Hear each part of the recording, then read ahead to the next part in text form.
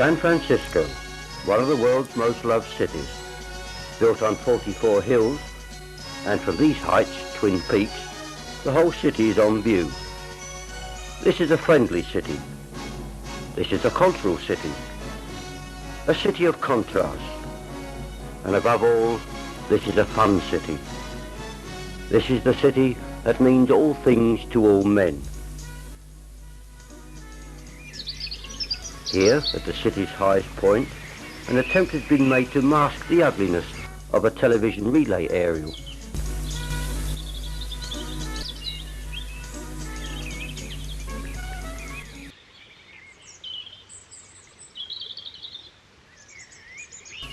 Alongside, commercialism is at hand.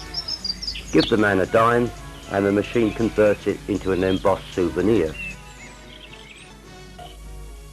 Among the many attractions that have made the city famous are its bridges. This one, not so internationally well known as its companion, is the Oakland Bay Bridge. A remarkable feat of engineering which spans 8 miles and connects Frisco across the bay to Oakland and the campus of Berkeley University.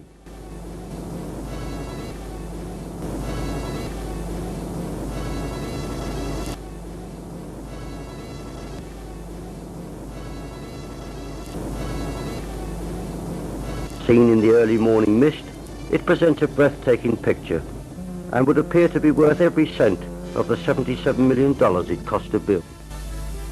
Not far from the Bay Bridge is the better-known Golden Gate Bridge. This world-famous structure takes its name from the stretch of water which it crosses. The Golden Gate is the passage of water that connects the Pacific Ocean with San Francisco Bay. Here in the gardens alongside the bridge is a statue dedicated to its far-sighted designer. Undoubtedly, the Golden Gate Bridge is number 1 on every tourist list.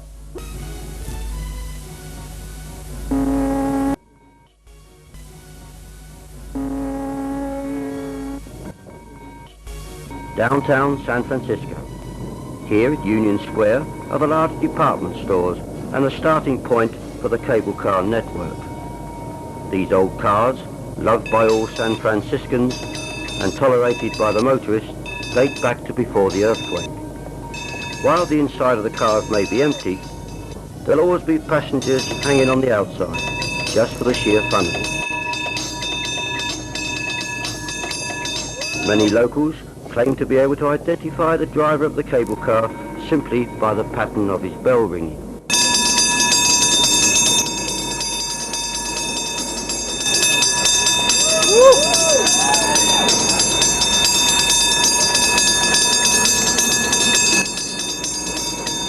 One location that cannot be reached by cable car is the Muir Woods, home of the Californian giant redwood trees. The forest is named after John Muir, a Scotsman, born in 1838 and who spent his life in America successfully preserving these woods. It is the ocean that provides the fog and dampness which these trees need to survive. Some of the redwoods are over 300 foot tall, and one specimen is known to be over 2,000 years old.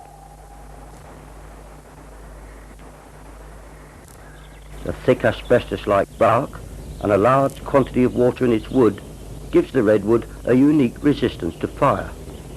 The last significant fire in the Muir Woods was in 1845.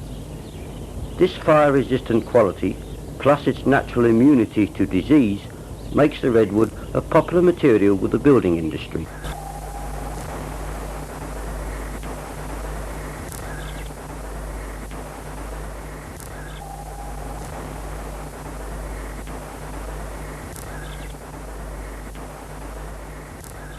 This is where it all began.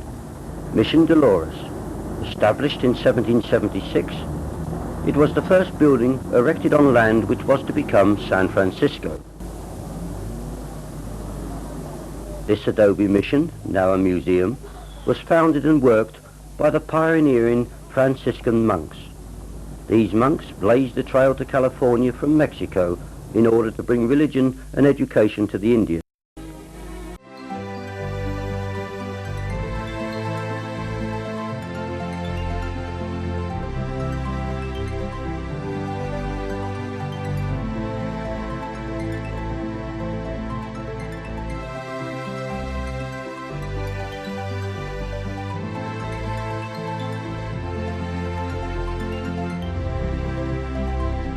The mission is now overshadowed by the fine Basilica Church that adjoins it. The gardens and cemetery contain many statues and tombs representing a cross-section of the early settlers.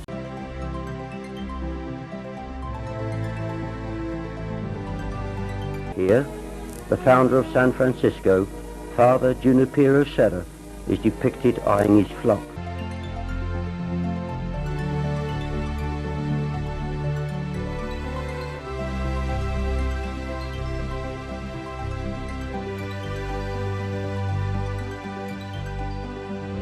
This impressive tombstone is to a military man who was instrumental in forming the city's first fire brigade just prior to the earthquake and fire of 1812.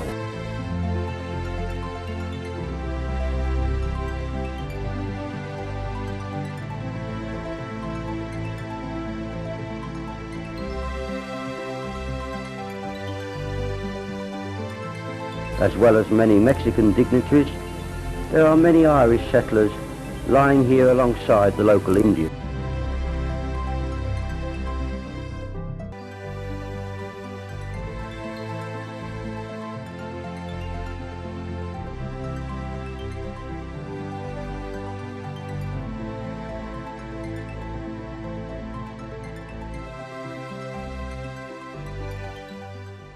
In sharp contrast to the decorative architecture of the old mission is the simple lines of the white granite exterior of St Mary's Cathedral, the city's very newest religious building.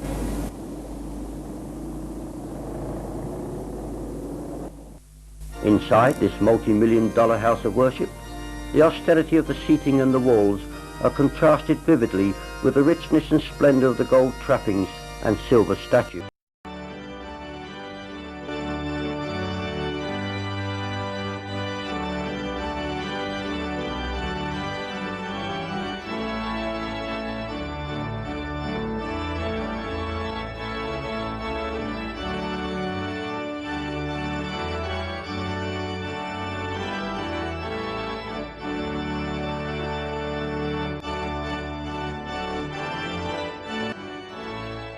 Fisherman's Wharf is everybody's playground. Noisy and bustling with energy, the whole seafront area attracts Americans as well as the foreign tourists.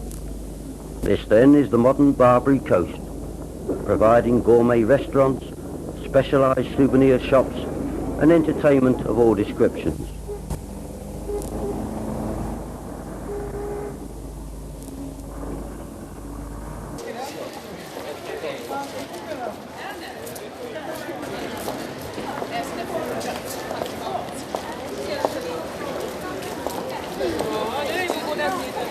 Fisherman's Wharf is aptly named, for it is here that the commercial and private fishing boats land their catches.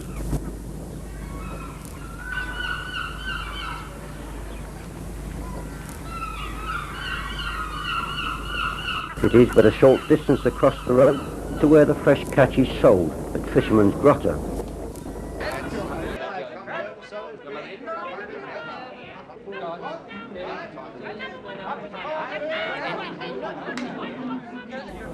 Street traders abound, and this one, specialising in handmade clocks and furniture, offers to send goods all over the world.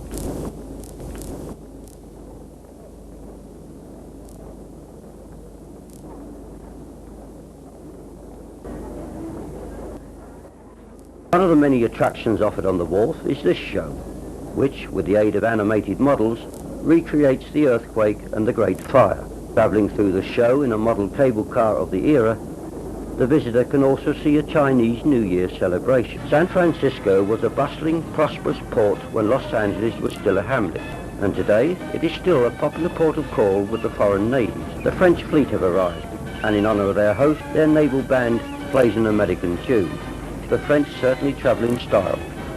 Not only have they brought their sweethearts and wives, but they've brought their own cars and trucks as well.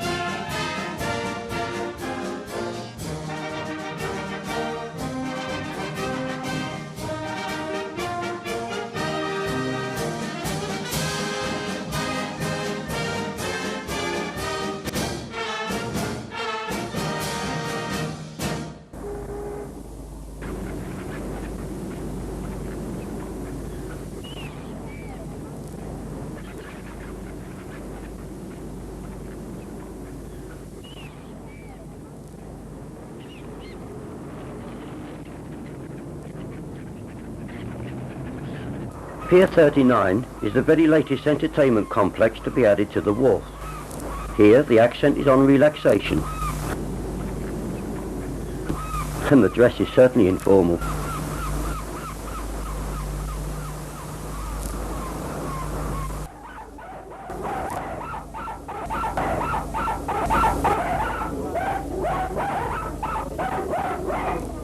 Famous street entertainers perform free from early morning to late at night.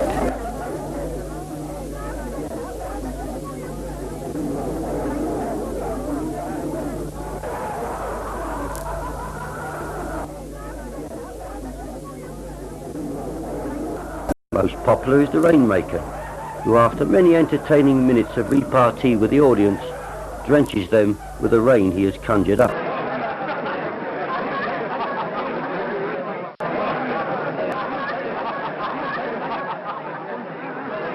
This performer, although very entertaining, appears still to be waiting for an audience.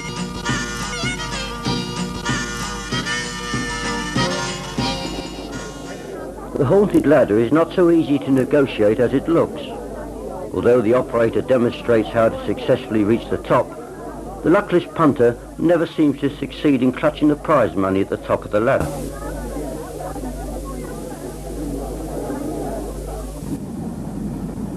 An educating as well as an entertaining interlude is found by many onlookers when watching the skillful trade of the glass ornament maker. Here the customer can see the product of his choice actually being made.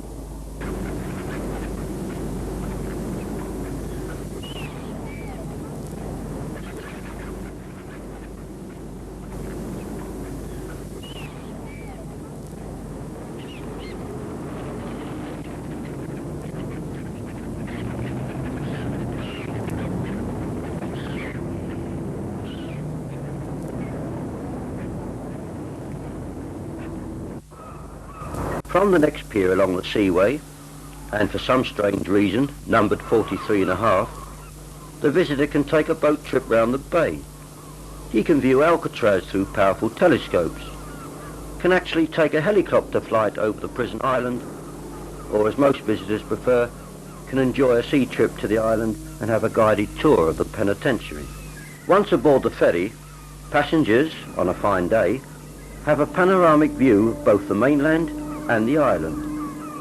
More often than not, though, the view is obscured by the mist and sometimes even thick fog.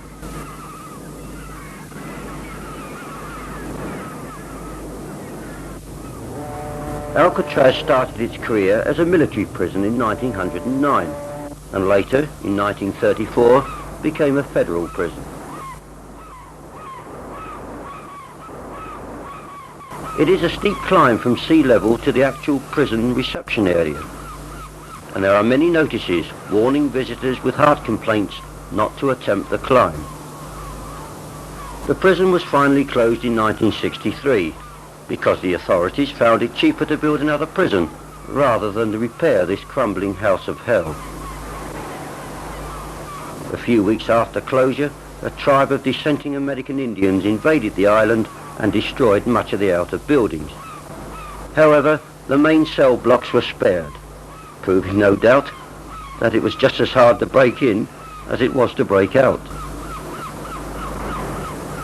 Among the reluctant guests on this island was Al Capone, Machine Gun Kelly, and Stroud, the so-called Birdman of Alcatraz.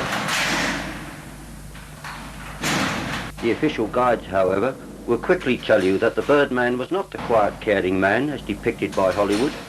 Far from it. He was, they claim, a destructive, violent, sadistic homosexual who crippled many prison guards.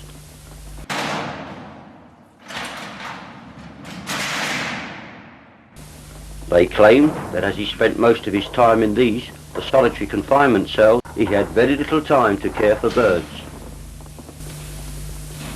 The visitors follow the route of the convicts down to the exercise yard, from where they also can see the mainland, just as the inmates did, so near and yet so very far away.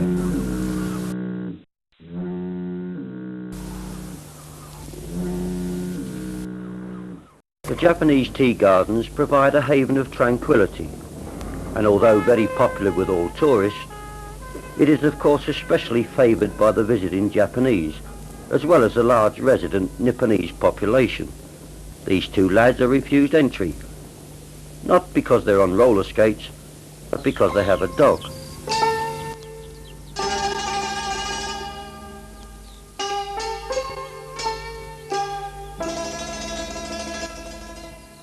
Here in these gardens, all species of Japanese horticulture can be seen, from beautiful flowering shrubs to impressive miniature bonsai trees.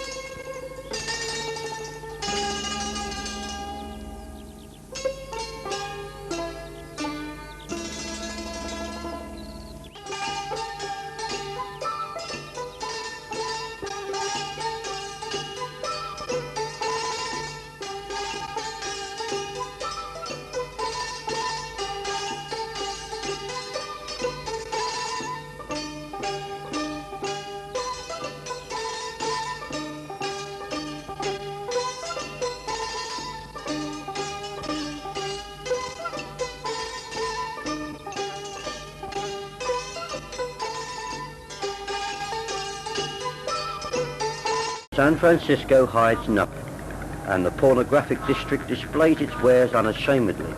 Sordid exploitation or an art form. You must make your own decision.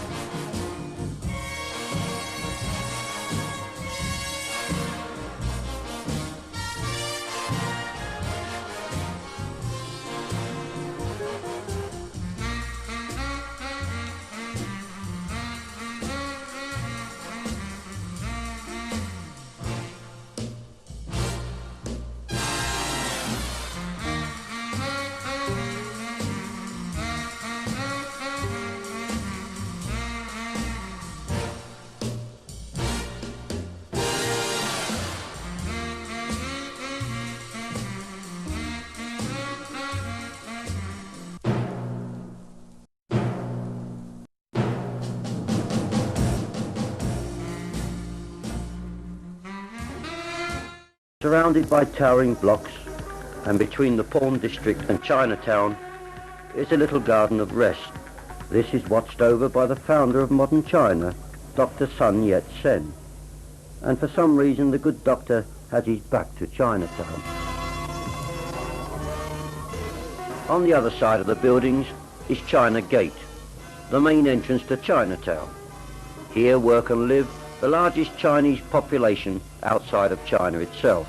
All the property in this area conforms with the Chinese motif. The Bank of Canton, telephone booths, and even the street lamp all have the Chinese appearance.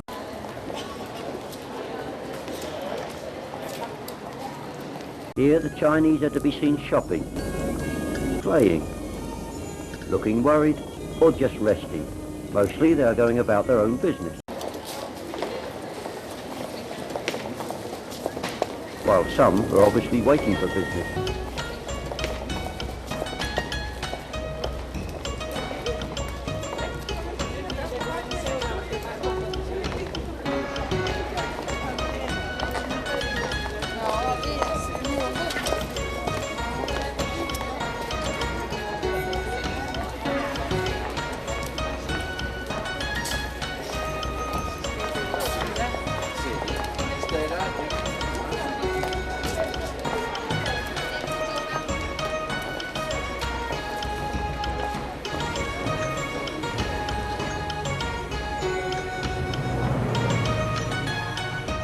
From this point, one can take the cable car back to Union Square, or wait and see Chinatown at its best. At night, when the lights of the district give the area the most colourful display of the whole of San Francisco.